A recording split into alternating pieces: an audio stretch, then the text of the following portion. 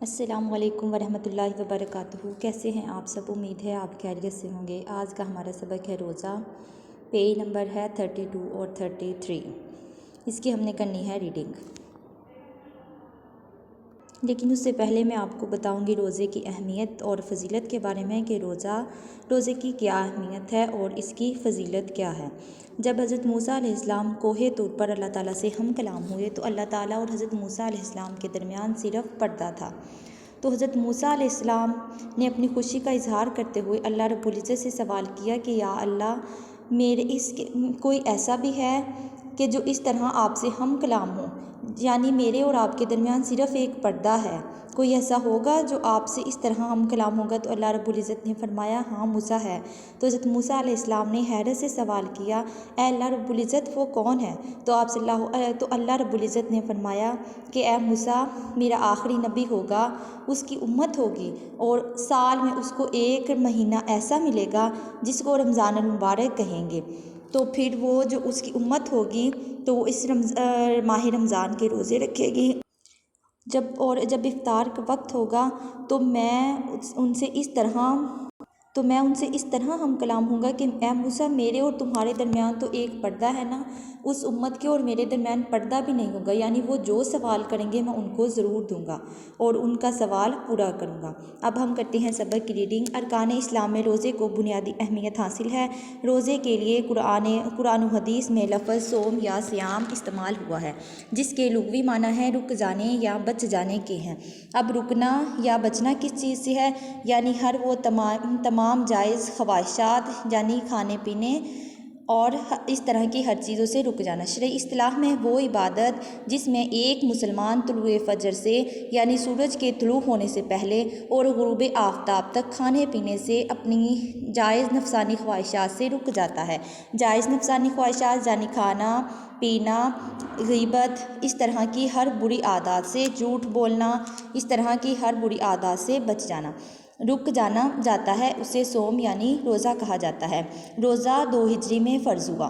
دیکھیں اب یہ بھی آ گیا ہے کہ روزہ کب فرض ہوا۔ روزہ 2 ہجری میں فرض ہوا۔ ارشاد باری تعالیٰ ہے، یعنی قرآن پاک میں ارشاد ہے، اللہ رب العزت نے فرمایا اے ایمان والو، تم پر روزے رکھنا فرض کیا گیا ہے جس طرح تم سے پہلے لوگوں پر فرض کیا گیا تھا تاکہ تم نافرمانی سے بچ سکو۔ مذکورہ بالا آیات یعنی جو آیت مبارکہ کا ترجمہ میں نے پڑھا ہے، مذکورہ بالا آیات مبارکہ میں روزے کے فرض ہونے کے ذکر کے ساتھ ساتھ روزے کے اولین مقصد یعنی پہلے مقصد تقویٰ اور پرہیزگاری کا بھی ذکر ہے، یعنی تقویٰ اور پرہیزگاری اختیار کرنے کا ذکر ہے۔ سفر اور مرض یعنی جو سفر کی حالت میں ہو یا بیمار ہو۔ سفر اور مرض کے علاوہ روزہ ہر عاقل اور بالغ مسلمان مرد عورت پر فرض ہے۔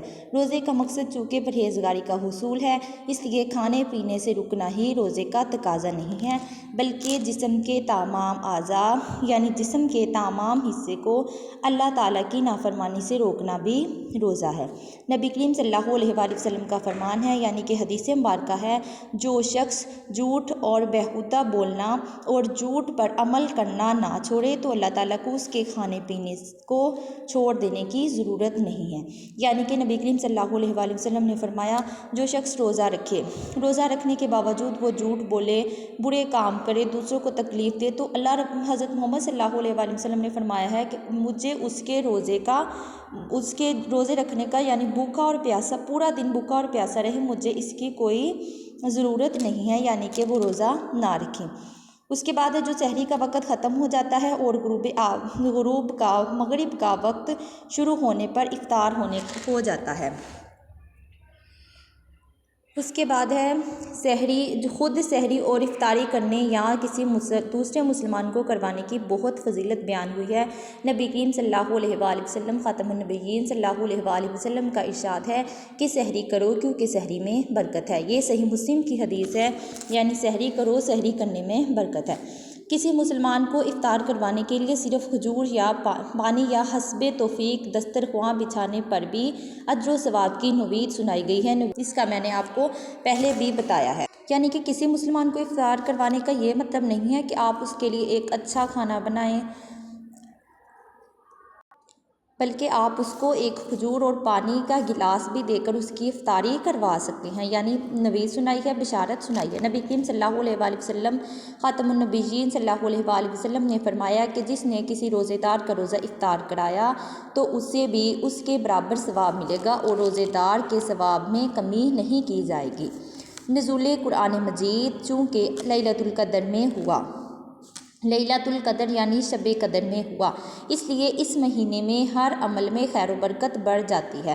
خیر و برکت یعنی ہم جو کام کریں گے، جیسا کہ ہم نے ایک نیکی کی جس کی ہمیں پہلے 10 ایک نیکی کرنے کا ہمیں اگر 10 گنا ثواب ملتا ہے تو رمضان المبارک میں اس کو بڑھا دیا جاتا ہے، یعنی اگر وہی ہم نیکی رمضان المبارک میں کریں گے جس کا ہمیں پہلے 10 گنا ثواب مل رہا تھا تو اب ہمیں اس کا 70 گنا ثواب ملے گا۔ اس رات کو اللہ رب العزت نے 1000 مہینوں سے بہتر قرار دیا۔ آپ 1000 مہینوں کی عبادت کریں گے۔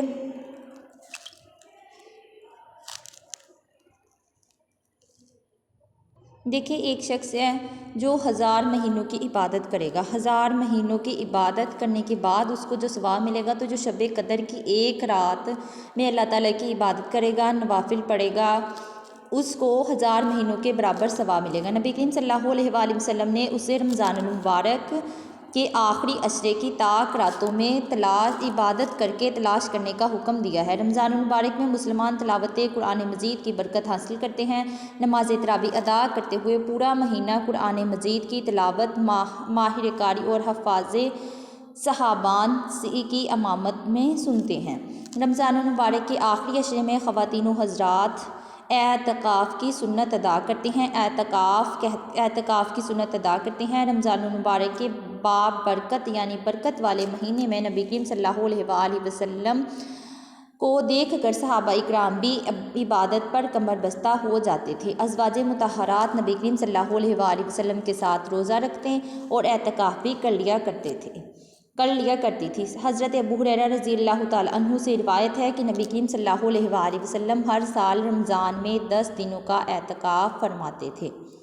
اب اس کے بعد ہے روزے کے فوائد و ثمرات۔ روزے رکھنے سے نمبر 1 ہے روزہ رکھنے سے جہاں اطمینان قلب کہتے ہیں دل کے سکون کو، اطمینان قلب اور صبر و شکر جیسے روحانی فوائد حاصل ہوتے ہیں۔ وہاں کم کھانے کی وجہ سے معدے کو پورا مہینہ آرام ملتا ہے، جس کی وجہ سے انسان مختلف قسم کی بیماریوں سے محفوظ ہو جاتا ہے۔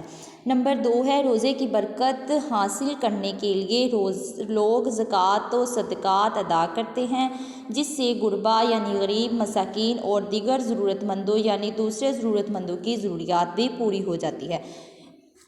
کیونکہ اس کے بعد عید ہوتی ہے تو کچھ لوگ ایسے ہوتے ہیں جو کہ کپڑے اس طرح کی چیزیں نہیں لے سکتے، تو اس طرح غربا، مساکین اور دیگر ضرورت مندوں کی ضروریات پوری ہوتی ہے۔ نمبر 3 ہے مقررہ وقت پر سحری اور افطار انسان کو نظم و ضبط کی پابندی کا درس دیتا ہے، یعنی اس سے انسان کے اندر وقت کی پابندی پیدا ہو جاتی ہے کہ انسان ایک ٹائم ہی کھاتا ہے، صبح کو بھی اس کا سب لوگوں کا ایک ہی ٹائم ہوتا ہے اور اس کے بعد افطار کے وقت بھی ایک ٹائم ہوتا ہے۔ اس کے بعد نمبر 4 ہے روزے سے مسلمانوں میں تقویٰ اور پرہیزگاری، جسمانی اور روحانی طہارت کہتے ہیں پاکیزگی اور اظہار ہمدردی جیسی صفات پیدا ہوتی ہے۔ روزے کی حالت میں دوسروں کی بھوک و پیاس کا اندازہ ہوتا ہے جس طرح اور ان کے ساتھ ہمدردی کے جذبات پیدا ہوتے ہیں۔ نمبر 5 ہے روزے کی وجہ سے نیکی اور تقویٰ کی فضا پیدا ہوتی ہے، جس کی وجہ سے مسلمانوں میں عبادت کا شوق بڑھ جاتا ہے اور روحانی تسکین حاصل ہوتی ہے۔ اب ہمیں چاہیے کہ ہم رمضان المبارک میں کثرت یعنی زیادہ سے زیادہ صدقات و خیرات کا اہتمام کریں، یعنی اللہ رب العزت کی رضا کے لیے ہم صدقہ اور خیرات زیادہ کریں تاکہ معاشرے کے نادار اور غریب افراد کی مدد ہو سکے، یعنی جن کو اس کی ضرورت ہے ان کی مدد ہو سکے اور وہ بھی عید الفطر کی خوشیوں میں شریک ہو سکے۔ رمضان المبارک میں کثرت سے عبادت کرنی چاہیے تاکہ ہم اللہ تعالیٰ کو راضی کر کے اپنی بخشش کروا سکیں اور دنیا اور آخرت میں کامیابی حاصل کر سکیں۔ ہمیں رمضان المبارک کے معمولات کو سال بھر جاری رکھنا چاہیے، جیسے کہ ایک رمضان المبارک ہے، رمضان المبارک میں اگر دیکھا جائے تو مسجد جو ہوتی ہے وہ مسجد بڑی ہوتی ہے، مطلب اس میں اتنے لوگ نماز پڑھتے ہیں کہ وہ اگر اس طرح عام روٹین میں جماعت کے ساتھ نماز پڑھیں تو کتنا اچھا ہوگا، لیکن کچھ لوگ ہیں جو صرف اس کا جو ہے اہتمام وہ رمضان المبارک میں ہی کرتے ہیں۔ لیکن ہمیں چاہیے کہ اللہ تعالیٰ نے پورا ہماری زندگی کا ایک ایک وقت، ایک ایک منٹ، ایک ایک سانس کا ہم سے حساب لیا جائے گا۔ ہمیں چاہیے کہ ہم اللہ تعالیٰ کی ہر وقت عبادت کریں، اور رمضان المبارک میں تو ویسے بھی جہاں پہلے ہمیں 10 گنا ثواب ملنا تھا، وہاں اب ہمیں 70 گنا مل رہا ہے۔ تو اس لیے ہمیں چاہیے کہ ہم اللہ تعالیٰ کی زیادہ سے زیادہ عبادت کریں، اور رمضان المبارک جیسا مہینہ ہم رمضان المبارک میں گزارتے ہیں ویسا ہی ہم پورے سال میں گزاریں۔ اچھا، اگر اب اس ریڈنگ میں سے کسی کو کسی لفظ کی یا کسی چیز کی سمجھ نہیں آئی تو وہ مجھے میسج کر دے، میں بتا دوں گی۔ آپ لوگوں نے اچھے طریقے سے پڑھنی ہے، تاکہ اب دیکھیں اس کے اندر کافی MCQs بھی بن رہے ہیں اور شارٹ کوسچن بھی بن رہے ہیں۔ جیسے روزہ کب فرض ہوا، آپ صلی اللہ علیہ وآلہ وسلم کتنے دن کا اعتکاف کرتے تھے، اس کی بات ہے کہ لیلۃ القدر کی فضیلت کیا ہے۔